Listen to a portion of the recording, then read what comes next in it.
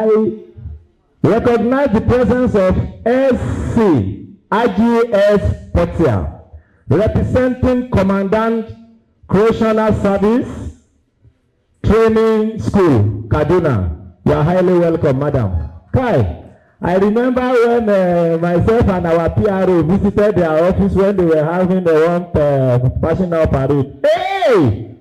Nah, big man, good. We were entering the hall.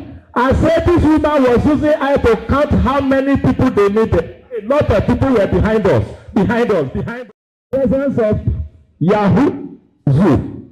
Abi Yahuza, Nasiru, is Yahuza not Yahuzu? Rabi Gaba, you are welcome, brother. Thank you, sir. And I have a setback. So we'll just kickstart immediately. We have like a little performance for you guys to just share a lot of people here and show you how we've been working so hard. So these are non-dancers and we're able to come up with something together with them. My name is Nathan Emmanuel, by the way. So yeah, as you watch, may you be entertained. Thank you so much.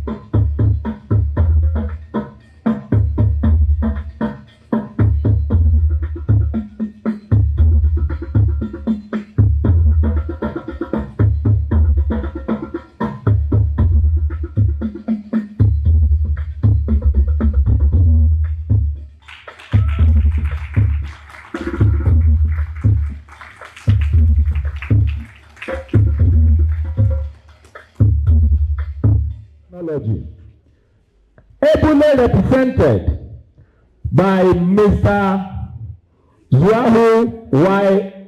Emmanuel, SA to the Commissioner, Ministry of Business, Innovation and Technology. If the SA is set with the speech, please let us gladly receive him to the podium as he delivers the speech. Thank you.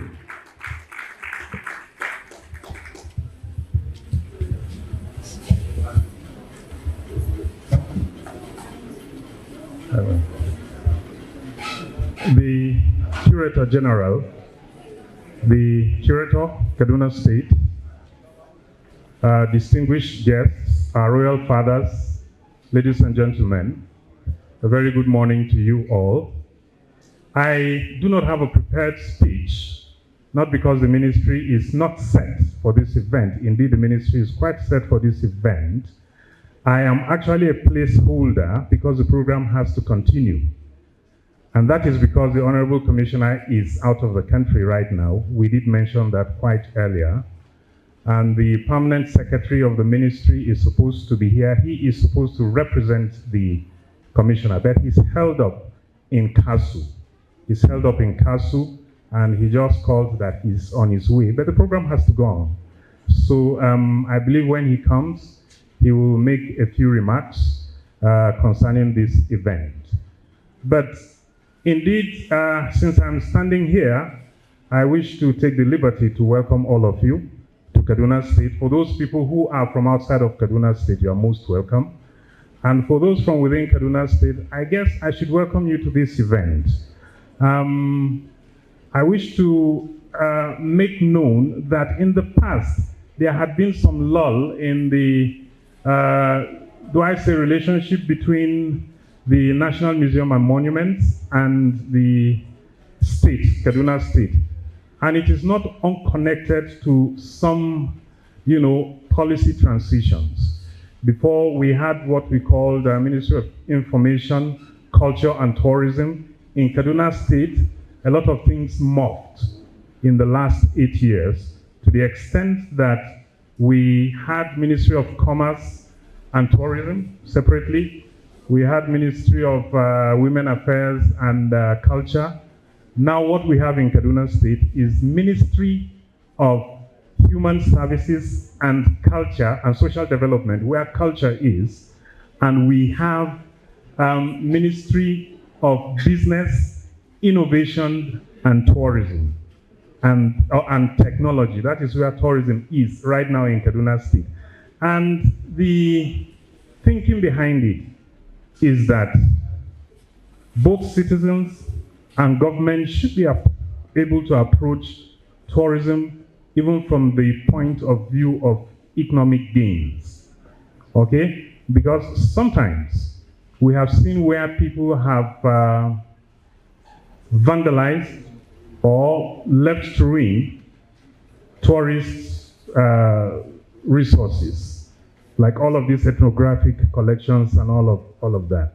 So, but people have to be able to understand that this can amount to gains for them economically. And that is why it was moved to business, innovation, and technology. So that's the thinking. And I think it is a fine thinking. And as a result of that, lately, we have started to interface very, very well with the National Museum and Monuments. We've had, I think, 2 or 3 meetings in the past, and our conversations are firming up even much more as we go. We are beginning to share resources, and we hope to continue in that regard very, very well. I wish to bring you the good wishes of the Honorable Commissioner and indeed Kaduna State, and that everything that is going to happen here, just do be assured that Kaduna State government will do whatever possible it is that it can do to support the whole conversation, if not for your sake, sir, for our own sake. Okay? So I wish to thank you and wish you all the best. We're here together and we'll look at some of the exhibitions you have. I understand that it was opened yesterday. So we'll take, I came with my 2 daughters because they are very, very interested. We want to introduce them to all of these things. Thank you very much and do have a beautiful afternoon. Thank you, sir. When you see CTD, it means connecting the dot. Even when they brought that in, I begin to look, waiting then they connect. Which dot then they connect? I had limited answer to that question, but I will be bringing up somebody who will expatiate. When you see CTD, it means connecting the dot. Even when they brought that in, I begin to look, waiting then they connect. Which dot then they connect? I had limited answer to that question, but I will be bringing up somebody who will expatiate behind the connecting the dots. The concept.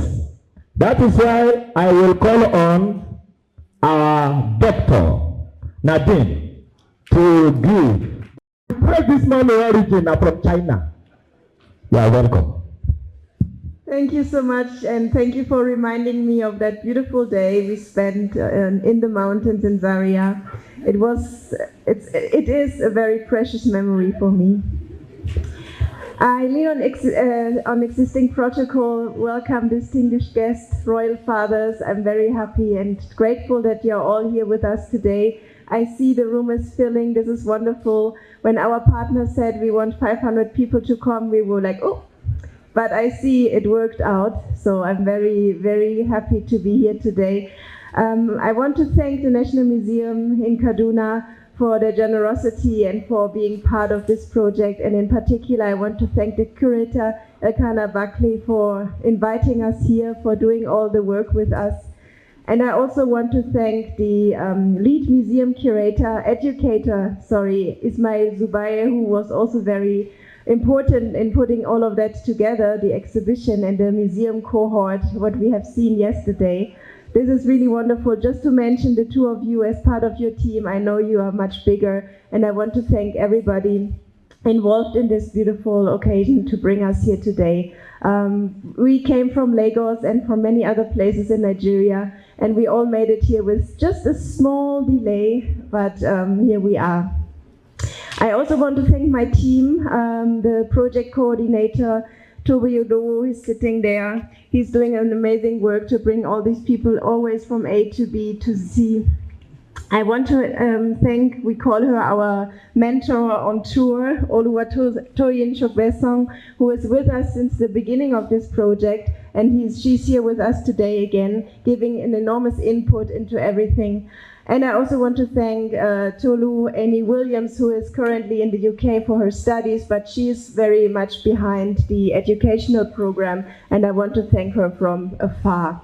These are just a few names I want to mention who are in charge and responsible for this event today, which is not the first one and will not be the last one. And since I have a little time to speak about the project, I just would like to say some words about what Connecting the Dots is about. I have to do that 6 times because we do 6 museum conversations, and I will promise those who are always with us, which is mostly our fellows and Dr. Toyin, that I will try to do it a bit differently every time, so you are not bored. Today I will speak a bit more about Connecting the Dots and what is behind it.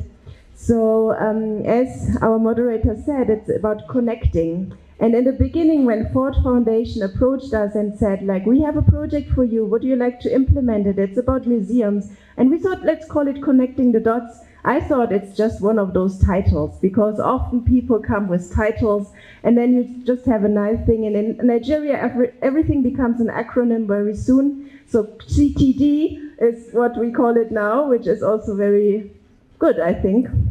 But thinking about there's much more behind this title, and every day I learn a lot about what is it actually about. And I now believe that Connecting the Dots is actually a beautiful title for this project, because it's connecting a lot of dots. It's always connecting people with something, and it's connecting, for example, people with spaces or places. So for example, it connects people with museums in this project very much, but also museums with museums. So we have 6 participating museums in this project that are now, they have been connected already before, not only through the NCMM, of course, but now we hope they are even stronger connected.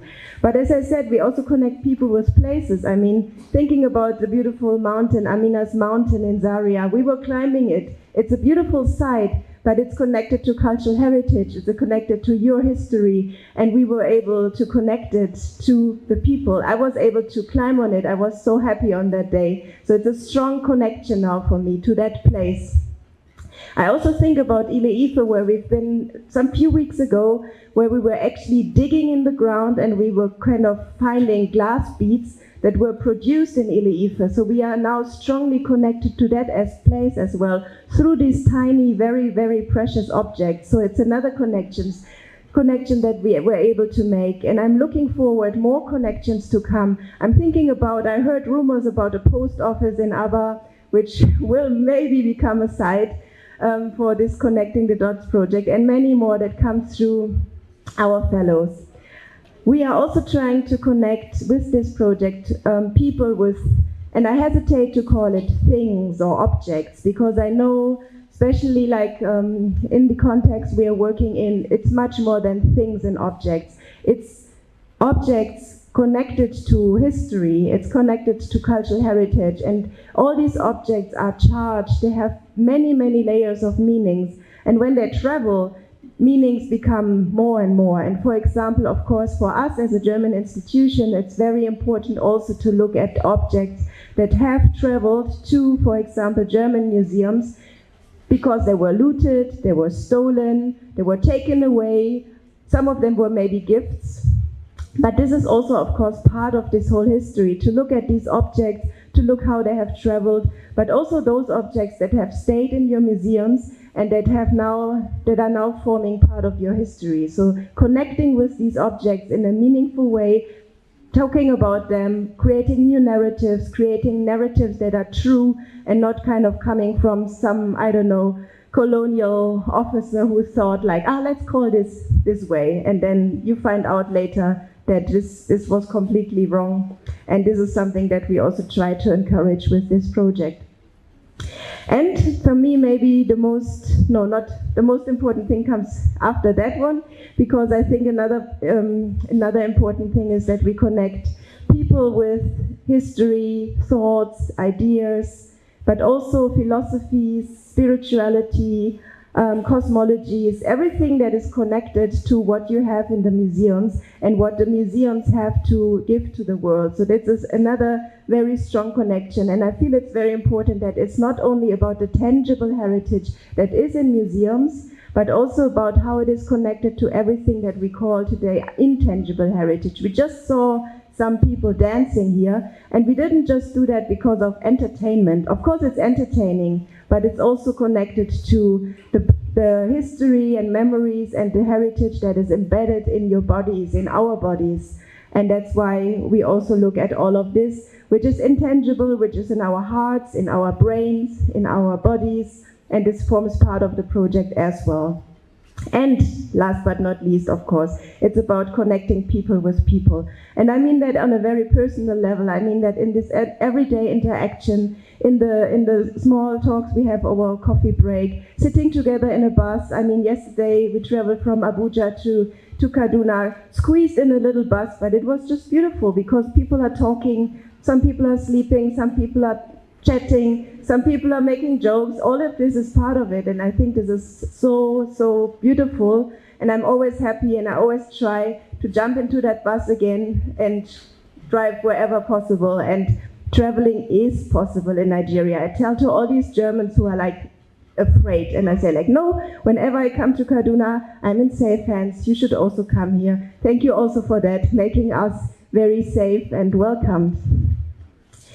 So I know we want to see more and hear more about the project. That's why I tried to keep my little speech short, just about a little bit about the structure of connecting the dots. Within the program, we have 3 pillars. One pillar is the fellowship program. And again, I want to thank all the museums who are participating, that they were eager and motivated to have a fellow coming in for 6 months. I know it's not easy because the fellows come, they ask a lot of questions, they want to see a lot of things, they want to have everything opened up for them. And I'm very grateful for the museums that they do that. And this is very precious, of course, that the fellows were able to work in the museums for 6 months. And I hope that there are projects that are a bit sustainable and can go to a future and something comes out, not only for the fellows, but also the museums. And this is what we do in the next weeks and months to see what can be done after the first phase of this project. The second pillar is the museum conversations. This is what we are actually doing right now. We are sitting here talking and listening to what has happened. And we do this in all 6 museums that are participating. We started with Ili Ife a few weeks ago, and we go to all the others still in the next few months. And the third pillar is an education program. You have seen the young people participating in this program. In each museum, we had about 10 people participating. They went through a program that we were supporting to design with the museums about craft, about different cultural expressions, about learning how to make things, about learning how to move, and we also hope that this also leads into some projects that the museums want to take on in their educational programs. So yeah, 6 museums, as I said. Who are these museums? Beside, of course, the National Museum here in Kaduna, we are working with the National Museum in Benin City. We work with the Natural History Museum in Ile-Ife. We work with the Colonial History Museum in Aba. We work with CRIMT, which is a Nigerian history museum in Lagos. And we work with the slave history in Calabar. And representatives of all these 6 museums are here. Thank you all for coming as well and always taking on this journey to come and travel to visit the other museums. And it's really beautiful because often it's like other people coming and joining from the museums. So we really hope that it's connected to many different people from the museums as well, and creating these connections also between the museum professionals. And then we have the 6 fellows. I say their names again quickly. Dadu Judith Jeme is currently in Calabar. Bayo Omoboriawo is currently in Lagos. Orinayomi, sorry for that, Oduwawo is currently in Aba. Yahuza Rabiu was in Ile-Ife, just returned recently. Toluwanimi Owolana is in Benin City. And Ifunanya Madufo, who is here with us in the room as well. She is here in Calabar, in Kaduna, I'm sorry. And of course, it's about Ifunanya's work and research as well in connection to the museum here, which is about sustainability of ethnographic collections. And as a German, I must say, sustainability, everybody always thinks we are those people who always work on recycling and and waste collection. It's actually true. So sustainability means a lot for us, and I'm happy that Ifunanya and the museum here in Kaduna picked this topic as something that we should talk about today, how to make culture sustainable. I'm really interested now to hear what you mean by that and how we can understand that. I'm actually busy writing, together with colleagues from the Goethe Institute and other colleagues, a new museum project which brings money from the EU delegation. And I truly hope that there's more to come in the future. So this is not only something that is not a start, because we are in the middle of it already, but hopefully something that leads to further cooperations, future collaborations, and a sustainable future together. And I think that's what I wanted to say. And I wish you all a beautiful morning, afternoon. Let's enjoy together, and if there are any questions, I'm around later. I'm happy to talk to all of you. Thank you so much. Thank you, ma'am. Thank you, madam. Please, another big round of applause. You see, I'm always very my own man, my big bros, the only nna in our midst, in person of Mr. Pascal, my own boss, to present the speech of the Director General, National Commission for Museums and Monuments, in person of Mr. Elkanah Aliyeda Buckley, the man that stayed more in China than Nigeria. You are highly welcome, sir.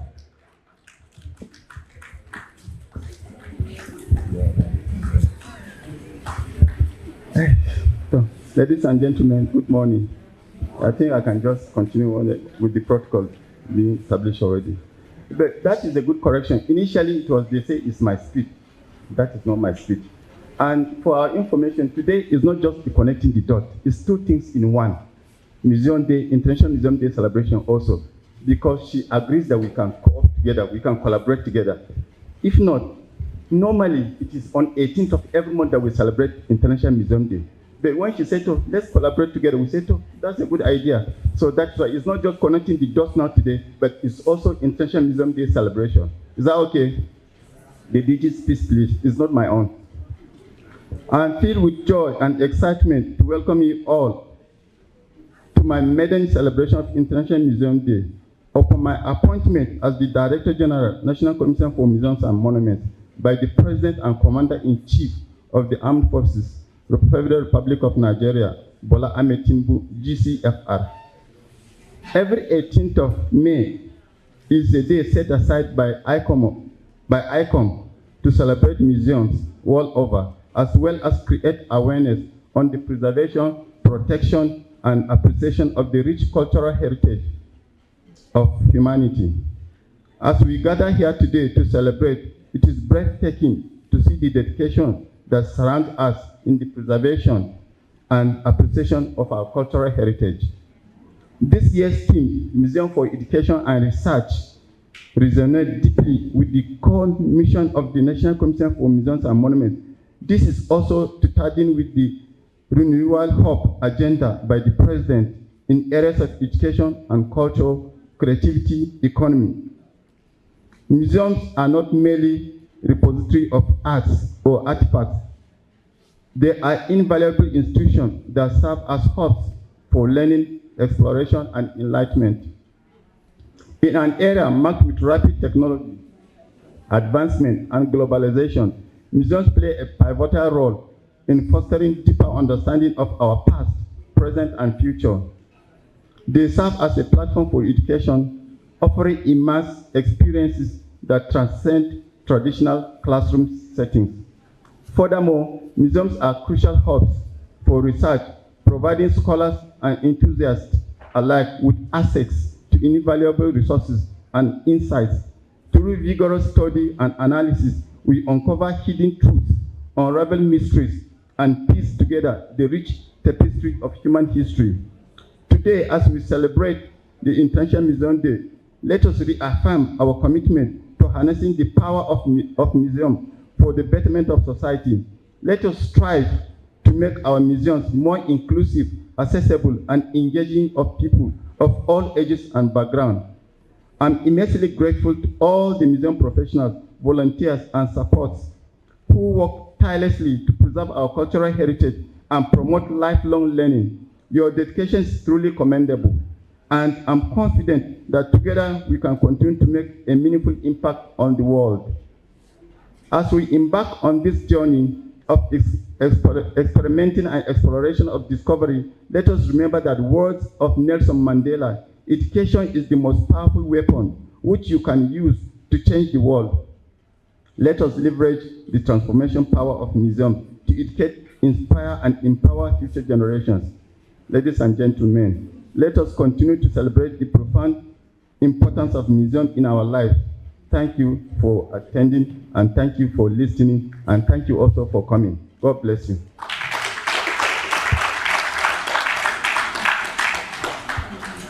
Thank you, sir. Please, another round of applause. Because if you no clap, well, when I'm out, that may be two first. Aye! Queen Anina, Taruma Faganyaki. I command a vast legion of warriors. I conquer territories, expand the kingdom. I want to run, I want to look at you, I want to zaman. I, Queen Amina, I am the leading warrior among the brave and bravest, among the dead and living. My power lies in my unmatched military skill. I surpass my contemporaries in the art of warfare. That kingdom is my soul, my beginning, but not my end. Thank you. And a king. I know many of you will challenge the leadership of a woman because I may have the body of a weak and feeble woman, but I have the mind and stomach of a king. I will lead men to victory. Many shall bow before me.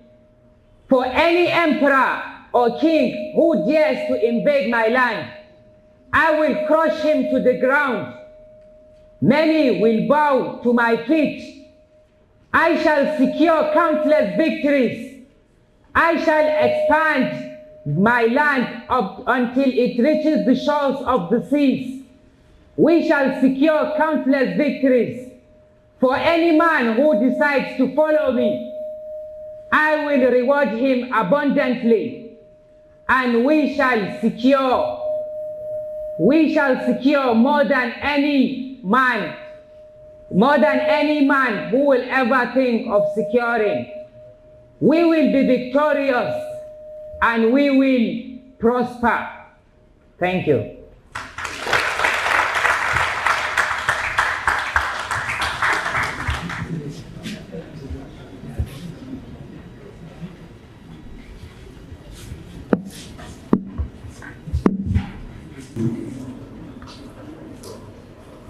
I emphasized on the indigenous knowledge systems of this community, of these ethnicities, especially their practices before the coming of Islam and, of course, Christianity. So prior to now, because of course I grew up in the East, and I didn't think it was true that people living in the North had an existing cultural practice prior to Islamization and, the invasion of the colonial masters. I've always thought that they were fully, maybe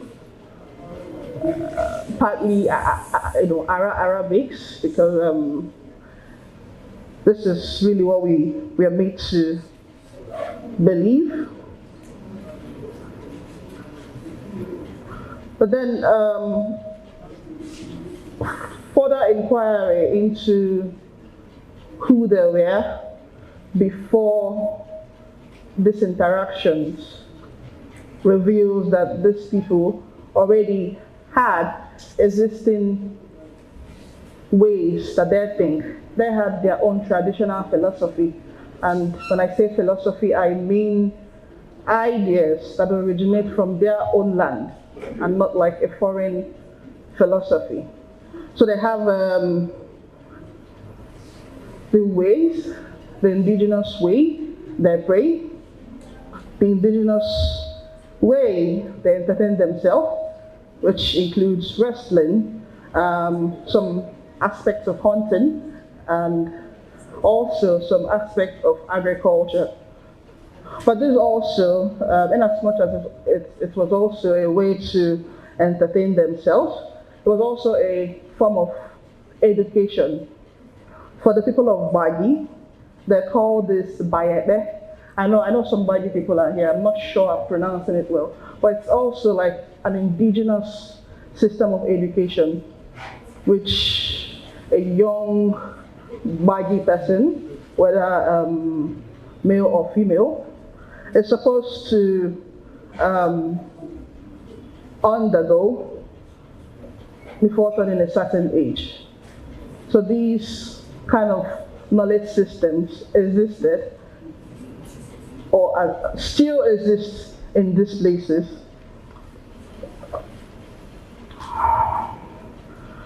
But essentially what I was looking into during my stay here was not just about the indigenous practices, but also ways we can reinterpret them for younger audiences. When you talk about culture, I mean, especially in certain environments, it's usually a very sensitive topic. I mean, because culture, apart from the way we look, the way we eat, the way we appear, it also really goes down to the things we believe in. If there is, the question of God and who created us, the question of where we go after that, the question of whether there is really heaven or hell, or paradise, or where do we go after here? So these are the things culture itself really inquires. So yeah, it's a bit sensitive when you talk about such topics.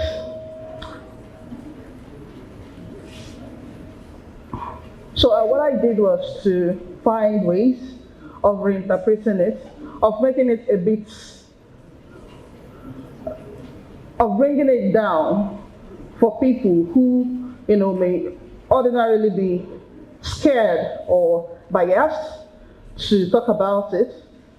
And I'm talking about reinterpreting it into mediums of expressions that we all know about, that we usually would consume. And these are like what we call creative cultural expressions. For example, the dance here is a creative cultural expression, and it did tell a story of the Bagi people, how they hunt, and how they also cultivate their food. So we do not necessarily need to always write these things, because of course, a lot of times when it is written, it's most times it's never read. Sometimes it's always an inquiry or maybe a research paper that is written with lofty languages that people cannot, maybe like the ordinary man, cannot easily access. So what I have done during my stay here is to find ways we can bring down these knowledges, the ideas of our culture, where we come from, our worldview, our spirituality, our cosmology, into everyday forms of cultural expression. So this is like an overview of what I did here in Kaduna. Okay. Yes, so I'm going to begin with talking briefly about the museum in Kaduna, the Ethnographic Museum, National Museums here. And mostly the collections they have at the museums, like I said, ethnographic collections and archaeological collections too. For these ethnographic collections, they are largely the ones sourced from communities within the north. So for example, much of the objects, much of the collections they have come from the Nupe group, and also a bit from the Hausa Fulani, and from other groups like Bagi, Ham, people that are also called the Nok, the Wandara, Numena, these places. But the one thing I really figured out too during my stay is that sometimes, because I believe too that museums are largely a colonial thing, because sometimes when I look at the objects and their real purpose, their real meaning, the intent behind the making of them, it was never intended to be kept, to be collected and kept for viewing.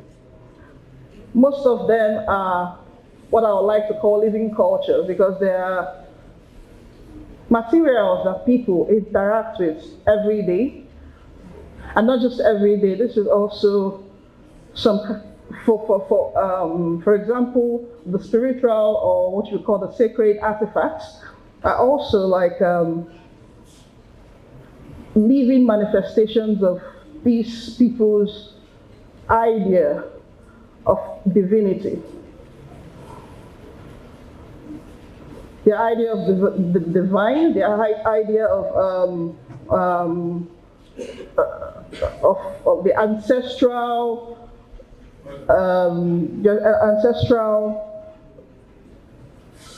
history too, of who they are, of where they come from. But then sometimes we look at the museums and the way the museums, especially here in Africa, are organized. So these objects are placed in places that they'll be viewed by people who do not have maybe complete knowledge of what the objects represent. But then the objects really do come from communities. They come from a place. There are people who own them. But then again, we also find out that sometimes these people who own them, these places they come from, have little or nothing to really say about their objects. They do not play a complete role into the education of what the objects stand for. So yes, the true stories about objects lies with the people who own them, where they come from.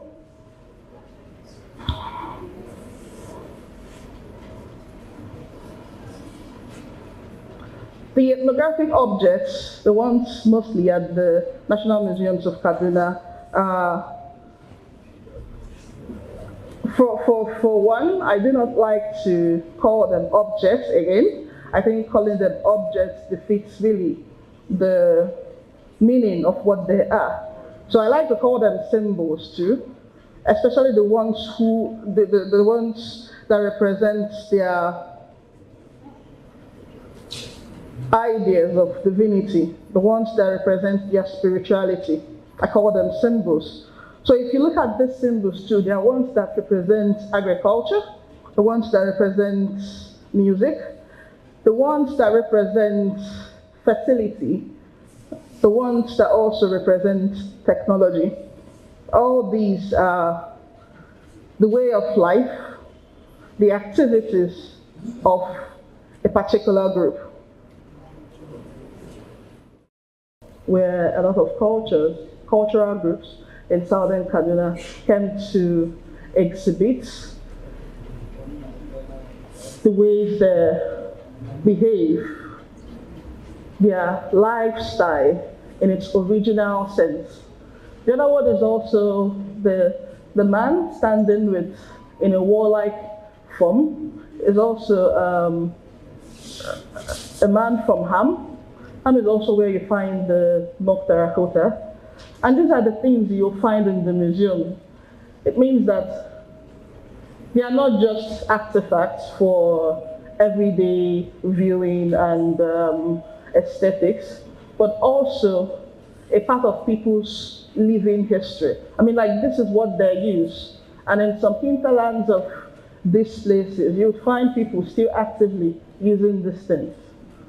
They use it every day in what, not just for entertainment, but really for the particular purpose it was made for. But now I'd like to talk about a little bit about the philosophy of the traditional objects, what I would like to call symbols. So I'm going to use the baggy. I always use the baggy because it was easy to assess the baggy group. And so bulk of my interaction was mainly with the baggy people. So the Baggy people are found predominantly here in Kaduna, or maybe like I would say the North Central, Abuja, Kogi, some parts of Nasarawa State, and of course Niger State.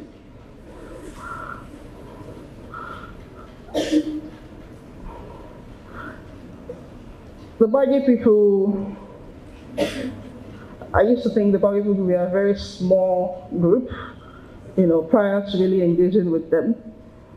But then I figured that too, that they have a whole lot of history. I mean, especially from where they have come from and how much they have spread across Nigeria and are still spreading today. So at the museum, a large collection of the objects at the museum also come from the Baggy people. But these objects really, they are not there really for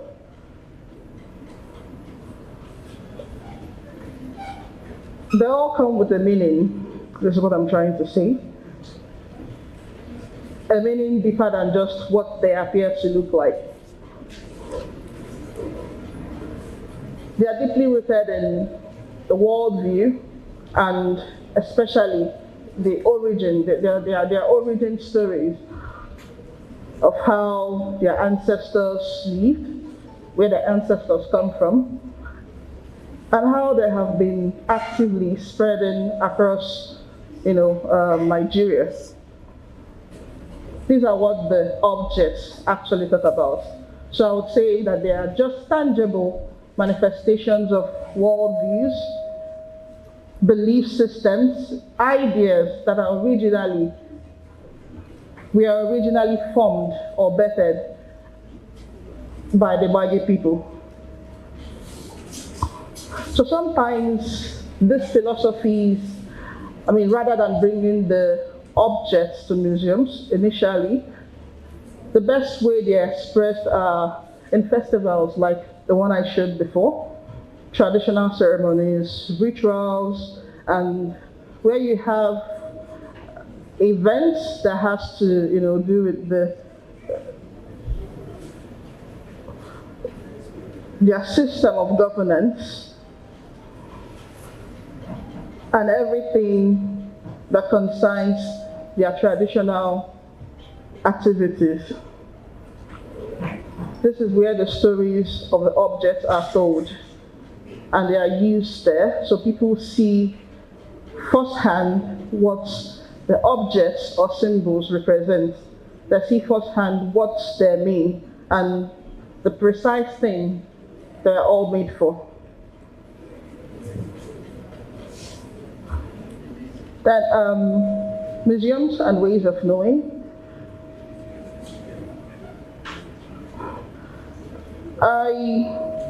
Initially, I see the museums were made as colonial thoughts and never really, I don't think even where I come from there are words for museums. Like, we do not have a local word for museums because they are never there. I don't know, and I haven't heard too about other cultures saying they have a word for museum. So most times when you look for objects, when you want to see objects in their true nature, for where I come from, you'd mostly go to the shrines. So this is where you also find these living cultures, these objects that are constantly being displayed at the museums. But then museums have, behind all the exhibitions, all the object displays, all the aesthetics, the true story about any kind of objects being displayed still lies in the hands of the people. The hands of the people, the local communities, where the objects originate from. So I wonder if museums tell the true stories of objects. And if they do not tell the true stories of objects, why do we still have museums there?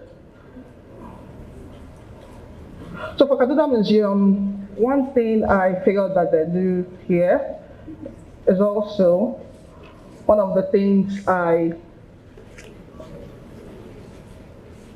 looked at during my research, which is creative expressions, telling the stories of the objects through creative expressions, mediums that people are familiar with, medium where people from these communities can also take part in telling their own stories. So for example, I know in some months the museum holds some kind of cultural festival which involves all the communities. I know they invite all the communities they have their objects with to come. And sometimes these people also come with these objects, they come with, for example, maybe the hunters, they come with the kind of objects that are already being displayed in the museum. So you see how their objects are not maybe archaic, but also still part of their living culture.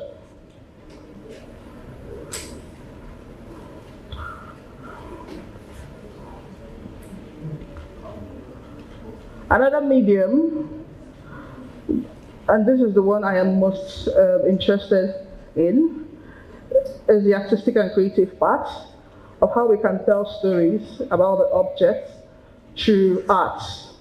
So for example, rather than writing an academic paper from my inquiry into these communities, I told a story. I reinterpreted them into a story, a narrative that not only entertains, but addresses. I mean, like it's a story that educates and also informs about specific museum collections which are still being used in these communities. I feel like there are many aspects of art that we can engage with to tell stories about these histories, apart from just keeping objects in museums. Drama, for instance, serves this purpose: dance, visual art, and recently I've also learned that comics and animations could also do this. Sometimes I like to talk about the DC comics and Marvel comics, the story of Spider-Man and Wonder Woman, and how the stories came to be, how they came alive. Most of them became very prominent because they were gotten from the Greek mythology, from the Greek cosmology too. For example, the Greek divinity for war, Ares, was captured and reinterpreted into the character of Wonder Woman. And see, so when this comic character, Wonder Woman, shows her potentials, her abilities, we're also still actively thinking about the Greek mythology. And the Greek mythology is really their origin, who they are, where they come from, their ideas of the world, their philosophies too.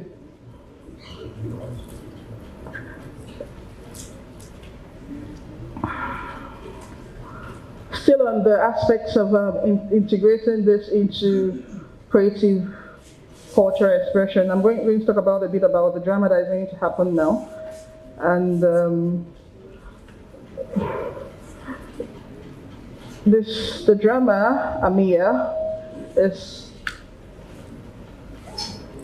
called from the Bagi indigenous system of education, which I initially talked about, and which is called the Bayete. So rather than using museum objects to show this, because of course the museum has collections from Bagi that talk about their traditional medicine, their leadership and noble conduct, their hunting skills and techniques, and of course their moral and ethical education. Rather than just showing these objects, we're going to see characters using these objects, using this in a real life way, just the way the people of Bagi would originally use them. So with this, we've been able to integrate the tools and artifacts related to indigenous skills and professions found at the National Museums, Kaduna.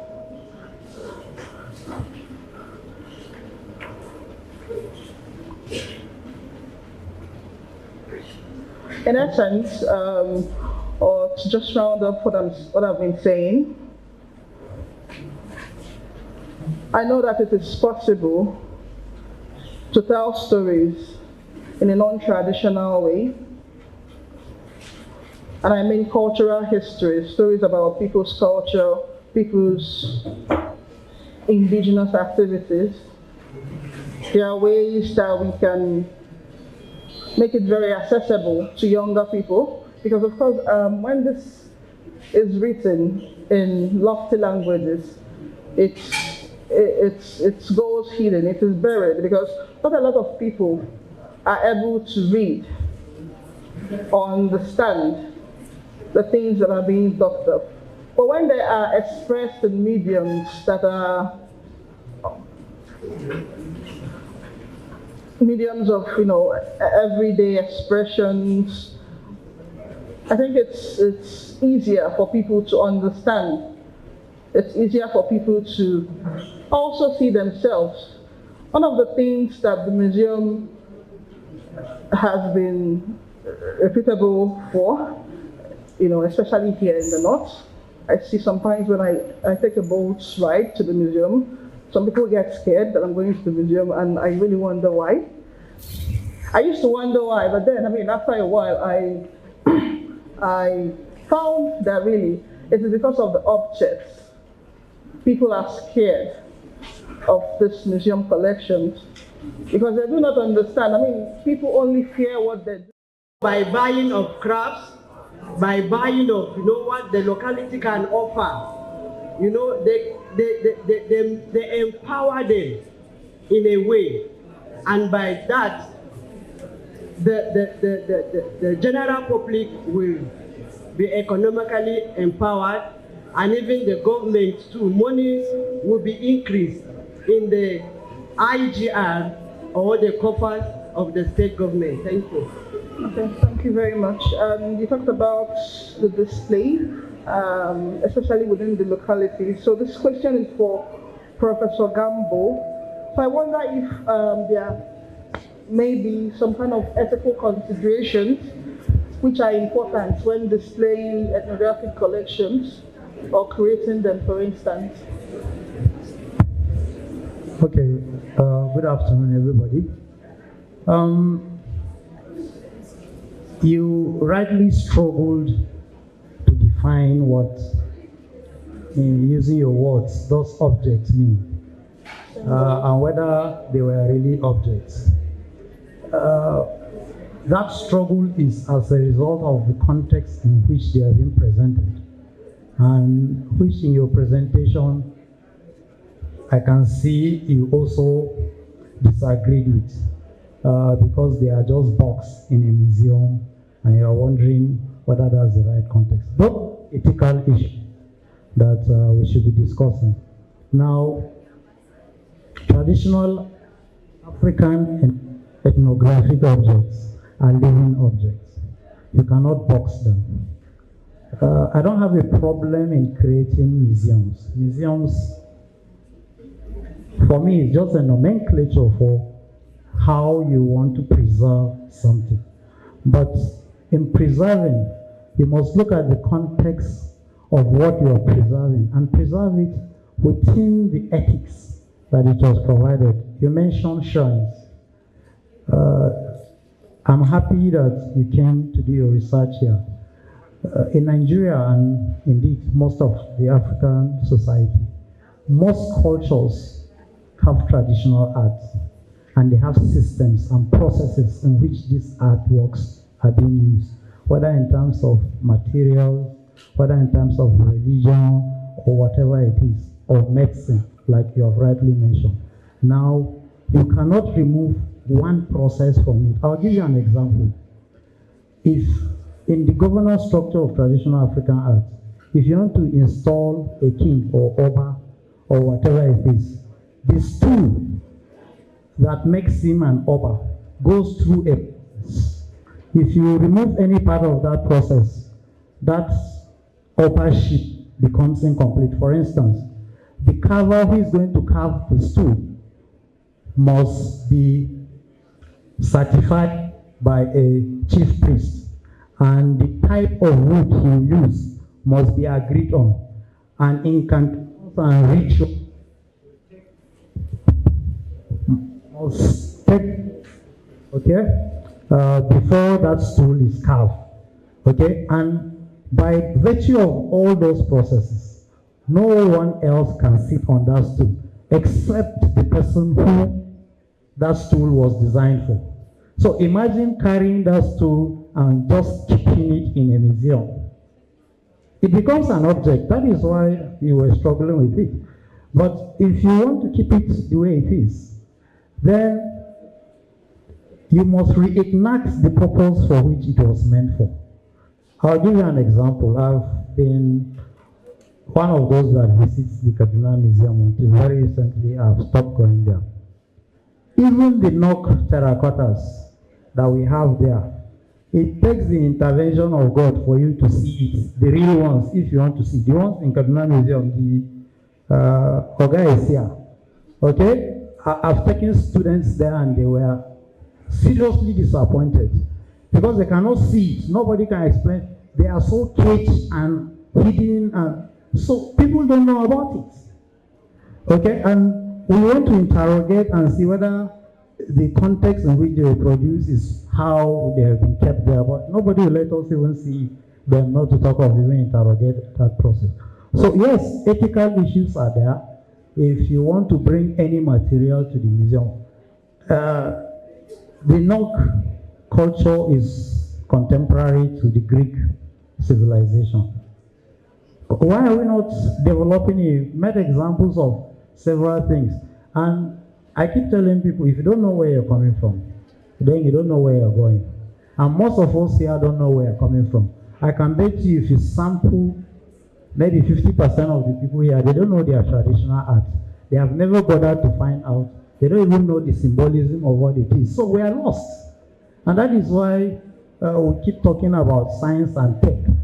Meanwhile, the Nok artifacts themselves are manifestations of science and technology, and we have not interrogated that. So we have to go back to the ethics of it. My summary is that we must go back to the ethics of it. Why can't I go to the Kaduna Museum and find Brukutu? Original Brukutu. Yes. How many people know how Brukutu tastes? You know, when we say these things, it looks like we are arguing. Brukutu is a local breed that even in the core northern states, Zamfara, Katsina, they have versions of it. We have interrogated these things, but we are forgetting it, we are pretending, and we are wiping it out. And then tomorrow we say, who are we? We will keep getting missing in the wilderness until we trace our steps back. Then the issues will continue these conversations. Thank you. I like so much.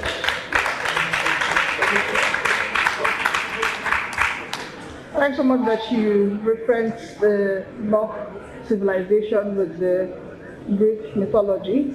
I was at Nok sometime last year for also a field research, and I mean it's scary that the Nok village itself is not a heritage site.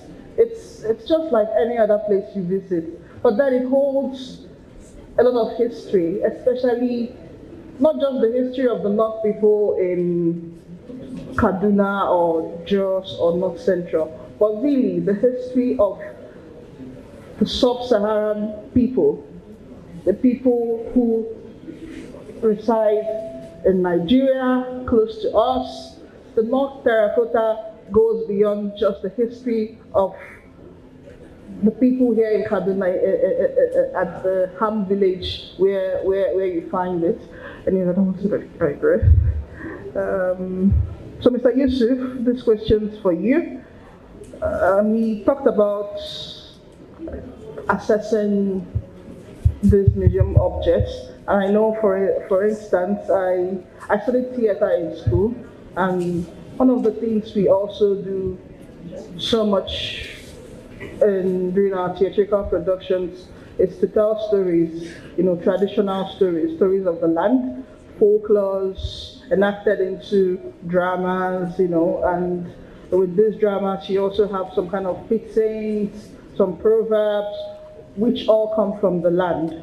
So I wonder if there is a way theater practitioners or creatives and ethnographers can enhance the sustainability of cultural artifacts. Thank you, Ifeanyi. Good afternoon, everybody. I think the interaction between ethnographers and theater practitioners has been there for quite a long time. Theater, by the makeup of the discipline, is a multidisciplinary kind of discipline. That is, it lends itself to a lot of interactions with other disciplines, sociology, public health, and the rest, history, and what have you. Now, of course, the interaction between theater practitioners and ethnographers can enhance the sustainability of our culture. How? For instance, within the premise of theater practice, we have film productions, and these film productions are anchored on the history of a particular people that the film projects are projected. Now, when we have such projects, such kind of projects benefit immensely from the conversations or interactions between ethnographers and theater practitioners. And at the end of the day, the byproducts, which are the films, become texts, okay? Texts, cultural texts or materials that can always be referred to. And in this context, we see artifacts or cultural objects. I know that we have this problematic of either referring to them as objects or they are cultural materials. And I think part of the reason why we are having this confusion perhaps is the legacy of the colonial education that we now have at work. So you find out that those objects per se, because they've been caged, as Prof. rightly said. Director of mod arts, do you think you can share examples of ways our traditional practices or indigenous knowledge systems can be integrated or interpreted into, creative performances or theatrical performances? Thank you very much. I think that my brother, Mr. Yusuf here, made it quite easier for me. I think I'll just go straight to the point to give you an example. Say, as a choreographer, someone who creates dance productions or sometimes theater performances that has to do with dance, what I've been able to do over time is to collect some of this, I call them ancestral intelligence. I replace them with AI. When someone says AI, I don't even automatically think of artificial intelligence. I think of it more as ancestral intelligence because I've been opportune to collaborate with local artists, and I see them do things that are like miraculous, and I've worked directly with them. And what I've been able to do over time is to use what they produce, in a contemporary sense to create new works, that we can all relate to. And the reason for doing that for me is also how I intend, you just mentioned it, I want to make it more relatable, to our contemporary audience. So I have, for example, been to, I've collaborated with local artists, went to the studio, had a whole recording session to create like a musical composition that I was going to use for my dance performance, and I'm a contemporary dancer, so I was able to work with them. It was amazing, by the way, to be able to be in that space and create together, to learn from their wisdom and also their history. I eventually had to learn the history of some of these things. I know a little bit more about our drumming. You can see, for example, those drums, they are different, and they produce different sounds, for example. So for me, in one of my works, I've worked with these people before directly, and I use some of the material, to create my performances. I use costumes, ancient costumes, to use as part of my costumes for the dance performance. I use ancient traditional sounds as the musical composition of the work. I use proverbs, I use certain wisdom statements, just to create works that can be performed to our contemporary audience. Yeah, so this is one of the examples that I can share. All right, just to add a bit to what he said too, I think another way that this can be integrated into modern ways of cultural expressions, and I mentioned it briefly during my talk, it's through comics and animations too, and I like to emphasize this because it's still not being explored so much. I visited Kenya recently, and while I was there, I met this group of artists, and they call themselves Shuja Stories. And if you go to Google Arts and Culture, you're going to see their works. And what they are doing is to tell the story of the Maasai people. The Maasai people are a dominant group in Kenya too, and parts of Tanzania. And what they are doing, rather than really just maybe, exhibiting cultural artifacts or cultural materials from the Maasai people, they weave it into forms of storytelling, comics and animations, and recently also video games. So you see Maasai superheroes, but these are also ancestors and people who already lived in Maasai, in Kenya, in East Africa at a point. So yeah, this is one way I feel that is very important, that we can integrate traditional stories, indigenous knowledges into art forms that not only entertains, but then for comic for example, it's something young children and even young adults, sometimes adults too, can easily consume. For Professor Gambo, do you think contemporary artists can draw from ethnographic collections to honor traditional knowledge systems and innovate within their own individual practice? It's not what I think, it's the reality. I don't have to think about it because nature has a way of forcing you to adapt to what is real. I'll give you an example. The Department of Fine Arts in Ahmadu Bello University, which we call the Zaria Art School, had a set of students that were being taught with the Eurocentric curriculum of what contemporary art was all about: landscape, beautiful landscape, portraiture, and all of that.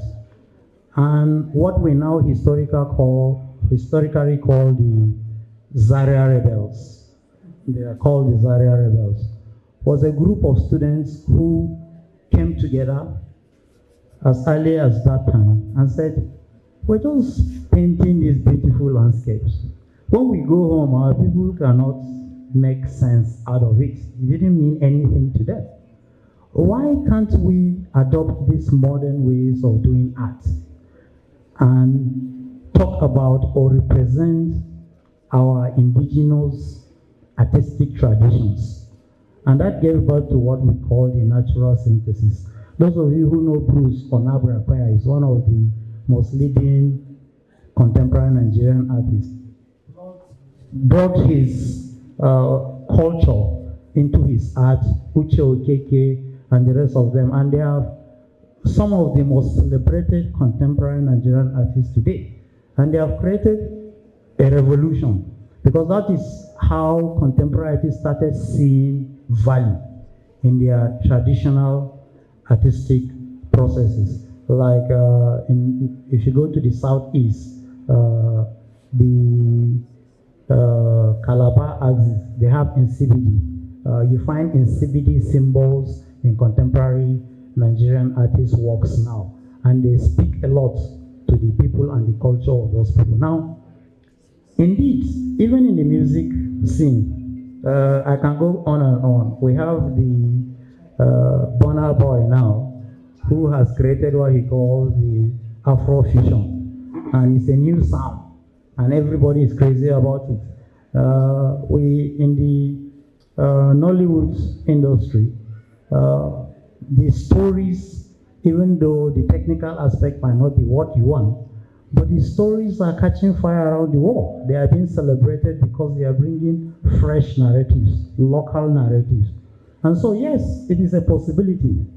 My only frustration, and I believe that of most of other serious and patriotic Nigerians, is the fact that, like everything else, if it is not politics, we are not interested. I don't know what has happened to us. For instance, what do we portray in our films? There is no deliberate intervention to project the positives. So the artists are left to just do whatever they want to do with their imagination, and in most times they are thinking about the commercial value rather than promoting culture and the rest of it. But these are very viable platforms. Okay? What do we do in the music? It's the same thing. Okay, yes, we are using local sounds, local language and all of that. But what are the messages in this music? No intervention. Anytime you get our politicians start talking about science and technology, for God's sake, go and look at the networks now. Who taught those local people how to do terracotta? Go and ask. Can somebody tell me? Why are we not looking inwards? That has been our story. Anytime we want to solve a problem, we don't ask ourselves, we don't sit down to discuss. I'm tired of having these conversations. I had the opportunity of moderating the roundtable talk on the Benin return artworks in Abuja some times back. And it's the same stories we keep going around and around. What are we talking about? These people don't care. Who is sponsoring this program? Go to the institute. Where are the Nigerian people? Somebody will come and teach you how to solve your problem. We're just jokers. Until we look inwards, we cannot get anything right. Thank you.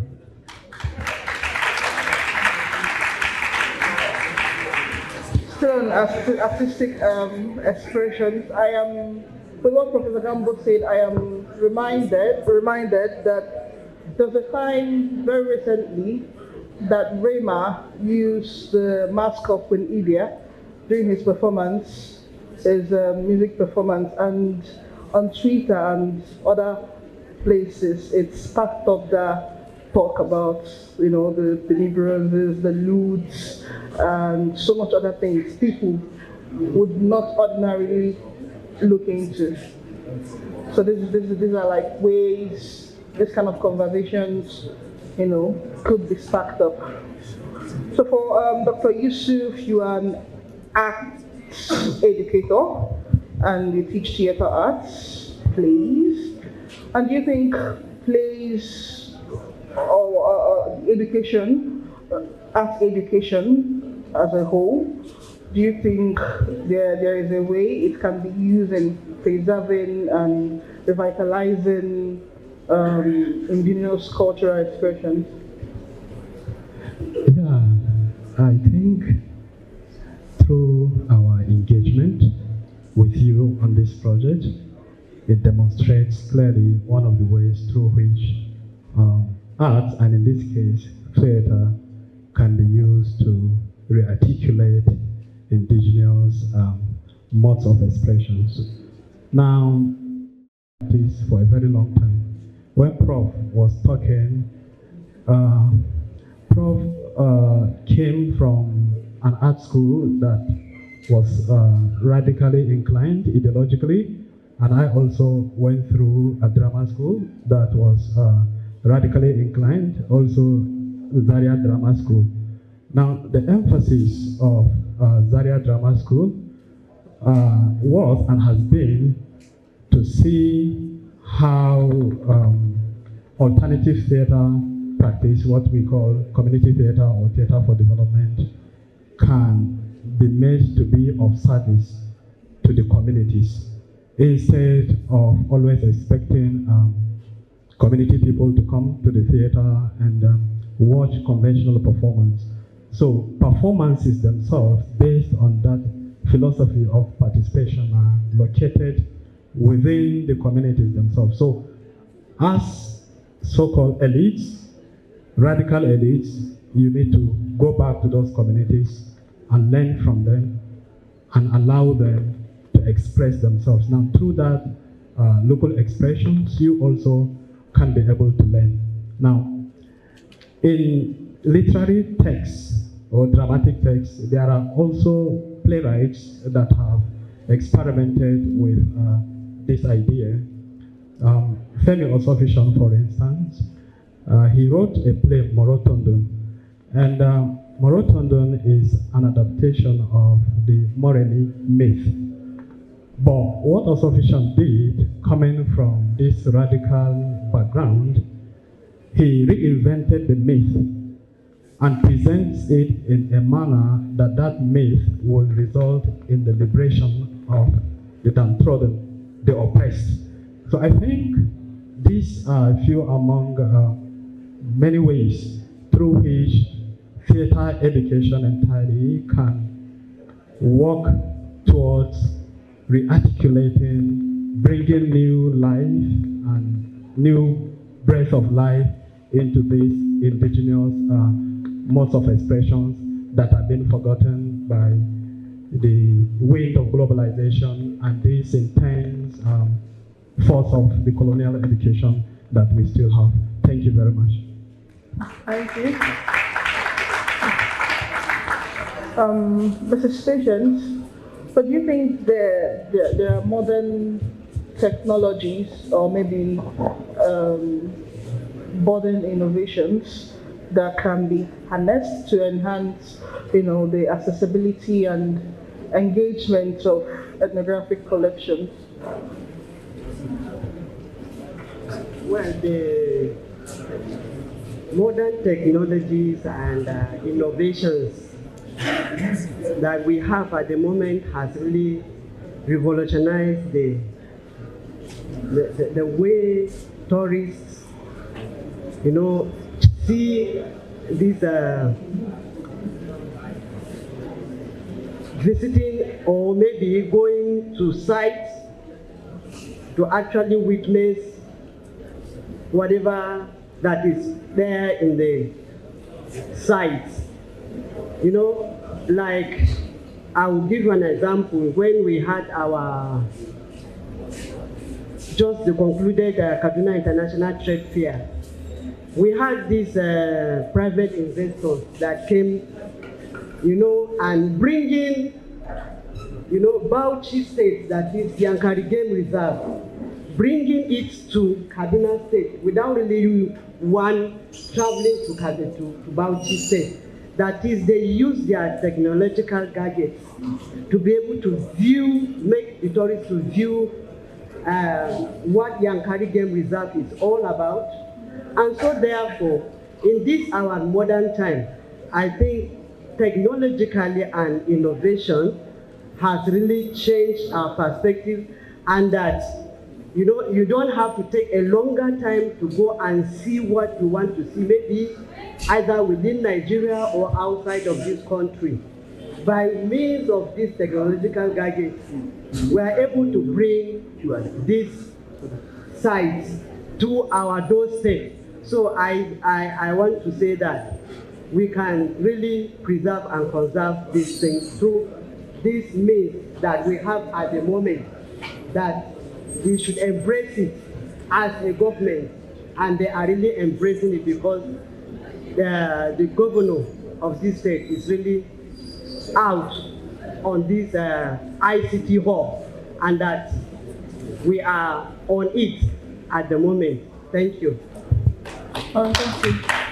Do you want to add quickly towards the use of technology? Do you think, because you mentioned already how you're using tech too for your choreography, do you think there are specific ones that can help in the accessibility of ethnographic collections and precisely traditional knowledges?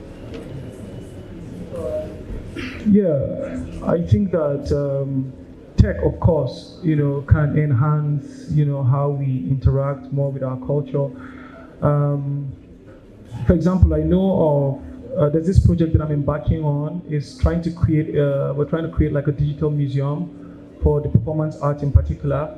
because I agree completely with Prof. You know, we are like a lost people. We're not just lost. I feel like we're confused.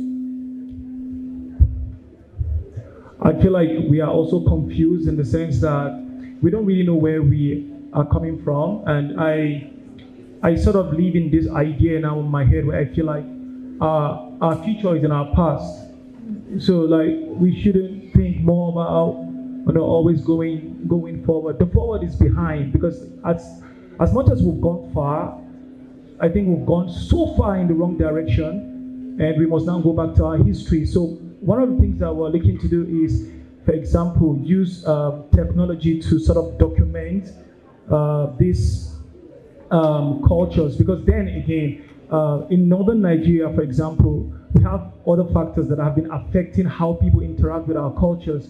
We have security to talk about. So we're looking at how we can create like a digital repository where people can, you know, engage with our art and culture from any part of the world. I'm even more interested in people, you know, in diaspora who have not been opportune to come back home for the longest time, to even know where they are coming from, you know more about their people, so they can access culture, you know, even from that distance. So, for example, I'm looking at the possibility of using VR to create like a 3D experience of some of these cultures, you know, and these are things that I think our government should start looking at, you know, investing in. He's from the way he's speaking, you can see he's passionate about how things are being done. So, for example, we pay to go to the National Museum. I wonder why we're paying to go to the National Museum. It's a federal facility, it's a federal institution that helps us to connect more with our roots, you know. But why do we pay to go in there? You know, you ask yourself. So I intend to sort of democratize, I'm looking at democratizing some of our culture so they can be more accessible. You know, you just, the same way you just go on the internet to search for things, you can go on the internet, you know, to just look at cultures that you want to learn about and connect with them, and, you know, go even to your own history. For example, I've never been to my village, you know. Interestingly for me, I can speak my language fluently. I know all about my history because I have my dad, of course, who is like a custodian of our culture. So he's been able to share that with me directly, you know. But a lot of people of my age and time don't have this access, you know, and this means to access, you know, our culture. So I think that, yes, with the use of these cameras, you know, we can document things now with VR technology, you know, in different dimensions to sort of present our cultures in a multidimensional way for people to have something close to the real experience of, you know, our culture. But I still would definitely advocate that people go down to, you know, interact with our cultures directly and physically. Yeah, because then again, like he rightly said, the novel technology, you know, and I will again go back to our heritage as ancestral intelligence.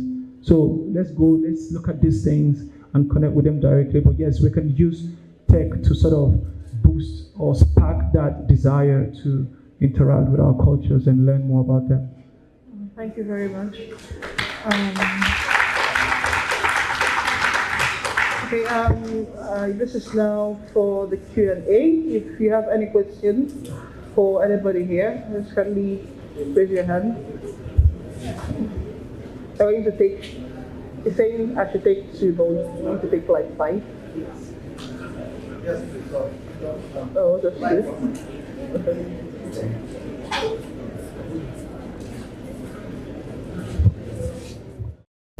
I just want to respond to my prof, a very nice man, and he's also a friend of the museum.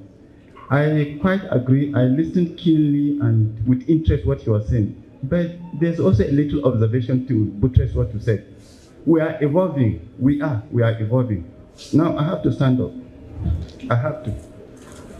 Prof, in the time past, before you enter gallery, in the time past, you do like this, you clean before you enter. And if you even enter, they will give you apron, isn't it? But now, we don't allow you don't need to clean, you don't need to wear apron. We trust you. Do you know in those days, no personnel to take care of this object. They are just there at the mercy of nature. But now there are conservators all over the place. So whether you clean or not, at least if you go, we can take care of them. That is one observation that you say we don't allow you to interact. It's not true. You can interact with them. interact with the object. It's only that innocent touch. Touch this one and go. Let Dr. Nadine touch and go. After 20 years, come and see that particular spot. There must be some effect. There must be. That is an agent of deterioration that is taking place. So if we allow everybody, you come, you interact, you touch, you carry, you observe, you go. How much more if there are 10,000 hands that are touching that object? It will be destroyed. That's one. Now the storage is there for you since they are not on exhibition. Because the cost of maintaining a gallery is not easy. Even the showcase alone. Call any exhibition and 20,000 just to make showcase for them, not the object. They will tell you 20 million, 30 million. And if you allow the object to be done because of agents of deterioration, which include me and Paul, because if you touch, you are also an agent. It's not that. That's the reason why we are restricting a little bit. But we can allow the storage. Come, go, pick any object. Since they are not on exhibit, they are a bulk room. It's accessible by you and your student. But the gallery, we really want the cost of taking that, even before we access them, apart from the gift, apart from you buy, apart from the bequeath, because the person that bequeathed wants to come, and why is that my object? What if he comes and is dead? I think, let me just raise my case. Thank you very much.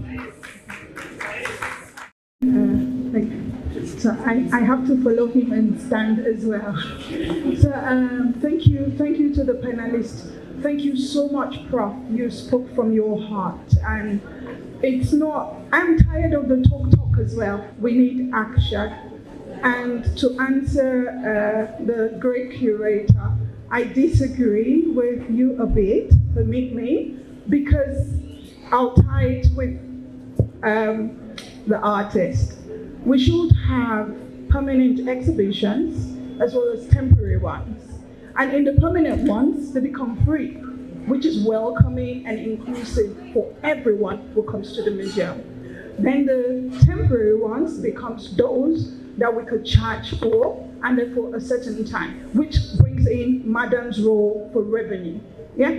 Then for inclusion, because the museum is an informal school. Terry Little, you agree? It's an informal school, and you could check with ICOM. And because it's an informal school, you must work in collaborations with the university, that's with Prof. And we must start having copies. It's not everything that is in the museum that is the original.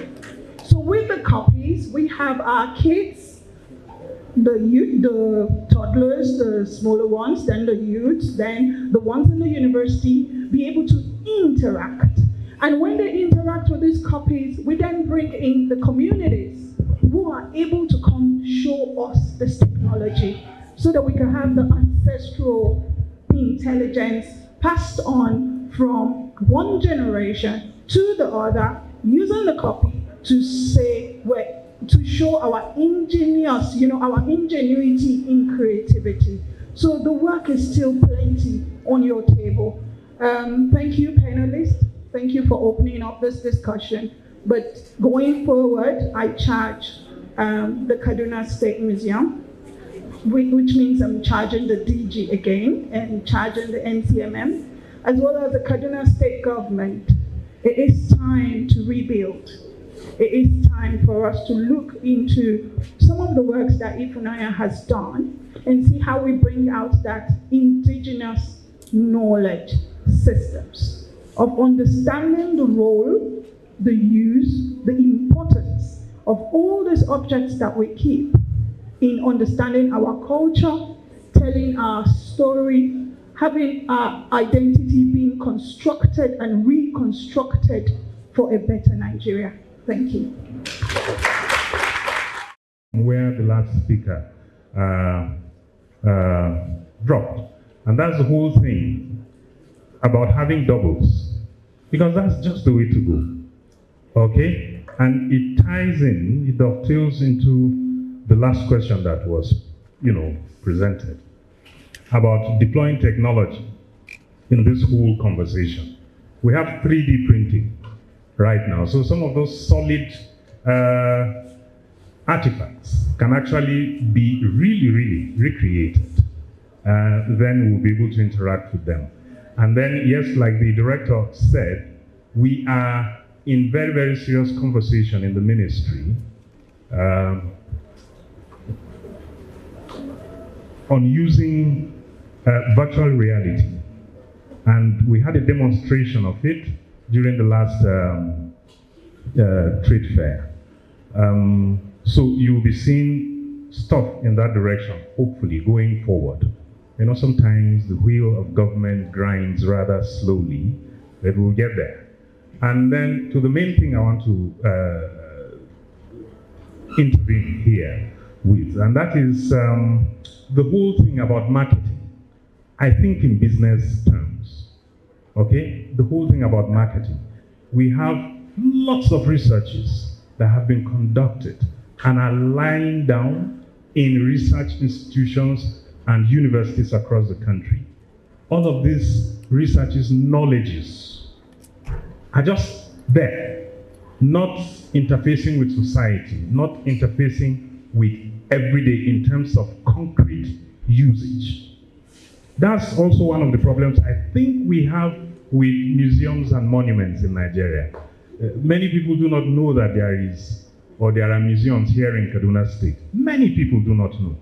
So your institution has to reach out to other institutions, schools, and all that, and get people to come. If you don't sing out your song, nobody hears you. So please, stand up, sing it out, let people come and patronize. Thank you very much. The topic is quite interesting, but I want to ask a question because the Kaduna State government functionaries are here.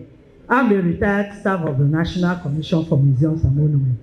The museum in Kaduna is not Kaduna State, it's federal government. And then what has the state government supported the National Commission for Museums and Monuments to do? In terms of publicity, the museums have made efforts, frantic efforts, years back, and I know they're still making, to canvass for support, for people to come, for educational visit, but some of them, they turn their deaf ears to it. The objects are available. We have copies that are used. If schools or organization wants to touch objects, which I know they're still doing it. I retired 2018. They touch objects here in Kaduna Museum. No object is restricted, only the ones on exhibition and then the ones in the store. But if they request and the condition is looked into and you are sure that it's not going to be of security problem, some objects will be brought out. But Ogadia talked of marketing. Strategies of marketing has been done in Kaduna Museum. Kaduna Museum staff, yes or no? Thank you. So many things. When you talk of how do you do to move forward, technology, yes, that guy talked of technology. And then the technology, we have tried to use technology in the museum. I retired as an education staff. So I'm telling you from all these things that the main thing is if some have opportunity to support. We even went out of our ways to encourage them before they started including some museum questions and tourism questions in WAEC exams. In those days, it wasn't done. It took time, over time, before this thing is done. So, every one of us have an assignment to do. The custodian, the traditional leaders, our administrators in the state, and the community leaders. If everyone will join hands together, then things will move forward. Because there is a question or a particular point raised that because the location of the museum, yes, we have problem of location in some places. In all the museums all over Nigeria, there is problem of location, yes, but you make use of the location and make it profitable for the improvement of souls.